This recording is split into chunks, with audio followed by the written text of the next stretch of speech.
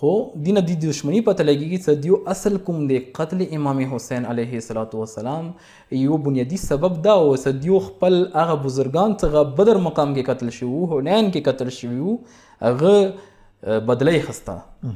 خو رسوم دي ته هغه څه وجوهات وو هغه څه اسباب وو چې دیو جنت د عداوت اور دا دشمنی وجود کې راغله علی ابن ابي طالب په باره کې اور علی ابن ابي طالب ګران اولاد په باره کې دی تاریخ کې متعدد عوامل ذکر شوي دي متعدد وجوهات ذکر شوي دي صحیح یو مین وجه کومه د دې بیان شوي دي یو سبب بیان شوی دی غداري څه استکبار کوم دی غرور تکبر کوم دیو کې ډیر زیات و حق کوم دی غو تکبر وجنه هغه دشمنی وجنه دیو قبلولو نه مثلا انسان کوم دی کله دغه و چې اهل بیت با فضیلت دي با فضیلت لري حق دا او ته د معرفت او هم غرور وجنه هغه دشمنی وجنه او دي ته تیار نه د حق انکار کول د حق انکار کول حتی قران کریم کې الله تبارک وتعالى د ارشاد فرمایي ته وجحدوا بها واستيقنتها انفسهم ظلما وعلوا انبیاء کوم معجزات وروړي د معجزات کوم دي دا برحق دي په باره کې دیو ته دا منکرونو ته دا یقین دی چې دا کوم د معجزات برحق دي خو هغه په باوجود وجحدوا بها و انکار دي شي وکړه څه وجنه ظلما وعلوا پهله سبب کوم دی ظلم دی دویم سبب کوم دی غات شه دی علو کوم دی خپل برتری خي خپل برتری خي دیو ته د حق پاته و دی وتا څه علی ابن ابي طالب برحق دی حسین ابن علی برحق دی امام حسن مجتبی برحق دی او اما دیو کې کوم دا سبب دوا سببونه کوم ته دشمنی دیو سره او یو دویم سبب کوم دا اوس مو کوم دي دینه زیات برتر یو څه شي وجنه هغه انسان کوم دي اندرونی کوم اصلاح کوم هغه دیو غنه ډیر لري دی وجنه کوم دی دیو دشمنی کوم لري باقی پاتې شوه اور غته دیو ادامه ورکا اور دی امام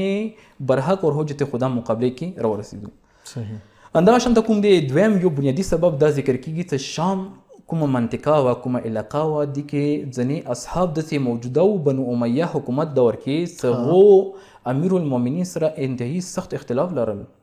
صحابیان وداسي صحابه وداسي څنګه امیر المؤمنین مخالف و امیر المؤمنین باندې ډېر نقد کول ډېر اشکالات وی کول امیر المؤمنین باندې صحیح غو صحابو کې مختلف نامې تاریخ ذکر کړی دي یو کې کوم د مشهور صحابي رته ابو عبیده عامر بن عبد الله بن جراح یو معاذ بن جبل انصاری و اندا شانت حارث بن هشام بن مغیره مخزومی و قبیله مخزوم سره تعلق و څه دی وجنا د علوی کوم تحریک و علوی اور حسینی په باره کې په خلاف کوم تحریک و غته دیو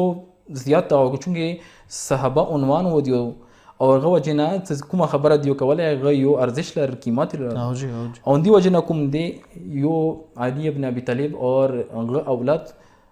دشمنی کې اضافه دیو وجنه زیاته شو صحیح هغه شمیان کوم دي حد پرې دغه شو د یو طرف نه د بنی امیه دشمنی و بغض و کینه و هغه بهانه پسې ګرځیده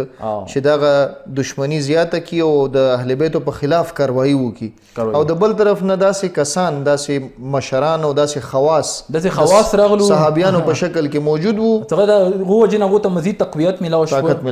طاقت ورته ملاو شو او د وجنه د حد پرې حالات د سره غلو امام حسین علیه السلام قتل شي